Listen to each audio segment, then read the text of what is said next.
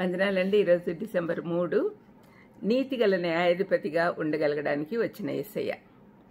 యోహాను 5:22-27 వచనాలను చదువుదాం. తండ్రి ఎవనికిని తీర్పు తీర్చడు గాని తండ్రిని గనపరచినట్లుగా అందరును కుమారుని గనపరచవలనని తీర్పు తీర్చుటకు సర్వాధికారము కుమారునికి అప్పగించి ఉన్నాడు. మరియు ఆయన మనిషి కుమారుడు గనుక తీర్పు తీర్చుటకు తండ్రి అధికారం అనుగ్రహించెను.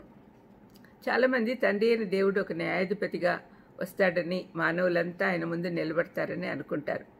అయితే నిజానికి న్యాయాధిపతిగా ఉండేది యేసు ప్రభువే. ఆయన మనిషి కుమారుడు.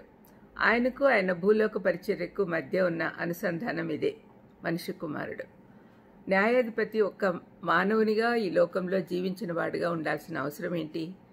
అలా అయితేనే ఆయన ప్రజలు ఆయన ఎదుటికి తీసుకొచ్చే సాకులన్నీ కొట్టివేయగలడు.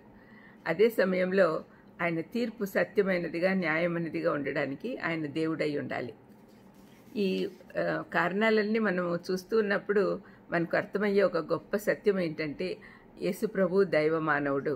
ఆయనే దేవుడు, ఆయనే మానవుడిగా, సంపూర్ణ మానవుడిగా ఈ లోకానికి వచ్చాడు.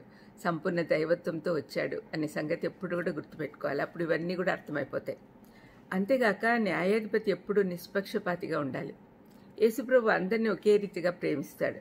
ఇది రుజువు చేసేదానికి నేను ప్రాముఖ్యమైన 2 వచనాలు మీ ముందుంచుతున్నాను. యోహాను 3:16 ప్రకారము దేవుడు లోకంని ఎంతో ప్రేమించెను, కాగా ఆయన తన అద్వితీయ కుమారునిగా పుట్టిన వాని యందు విశ్వాసముంచు ప్రతివాడును నశింపక నిత్య జీవం పొందినట్లు ఆయనను అనుగ్రహించెను అని రాయబడింది. అందులో లోకము అంటే సృష్టించబడిన ప్రతి వ్యక్తి అని అర్థం. అపొస్తలుల కార్యం 10:34-35లో పేతురు ఈ విధంగా అంటున్నాడు: దేవుడు పక్షపాతి కాడని నిజంగా గ్రహించి ఉన్నాను. ప్రతి జనములోనూ ఆయనకు భయపడి నీతిగా నడుచుకుని వారిని ఆయన అంగీకరించును. యేసుక్రీస్తు అందరికీ ప్రభు. భూలోక న్యాయాధిపతి తండ్రి అయిన దేవుడే కానీ ఆయన తనతో ఏకమయ్యుండి అవే లక్షణాలు కలిగి ఉన్న తన కుమారునికి అధికారం ఇచ్చాడు. ఇద్దరి తీర్పులు ఒకేలాగా ఉంటాయి. యోహాను 3:17 ప్రకారము మొదటి రాకడలో ఆయన తీర్పు తీర్చుటకు రాలేదు, కానీ 3:18లో చెప్పబడినట్లు ఆయన యందు విశ్వాసం ఉంచువానికి తీర్పు తీర్చబడదు. విశ్వసింపని వాడు దేవుని అద్వితీయ కుమారుని నామమందు విశ్వాసం ఉంచలేదు కనుక వానికి ఇంతకు మునిపే తీర్పు తీర్చబడెను అని రాయబడింది. అంటే అక్కడనే తీర్పు తప్పదు అని గ్రహించాలి.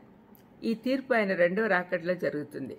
ఆ భయంకరమైన తీర్పు దినాన యేసయ్యను తిరస్కరించిన వాడు, నేను మిమ్మల్ని ఎన్నడూ ఎరుగను, అక్రమం చేయువార్లారా నా యుద్ధ నుండి పొండి అని వారితో చెప్పుదును అనే మాట వినపడుతుంది. అందుకే మనము క్రీస్తు యేసునందున్న వారికి ఏ శిక్షా విధియు లేదు అని రోమా 8:1లో చెప్పబడినట్లుగా ఆ కేటగిరీలోకి మనం చేరాలని ప్రయత్నం చేయాలి. మనం నీతిగా నడుచుకోవాలని క్రిస్మస్ సందర్భంగా నిర్ణయించుకోవాలి. ప్రార్థన చేసుకుందాం.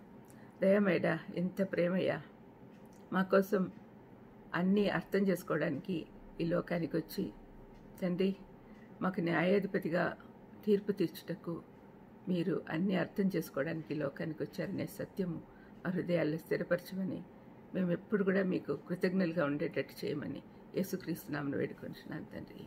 ఆమేన్. God bless you.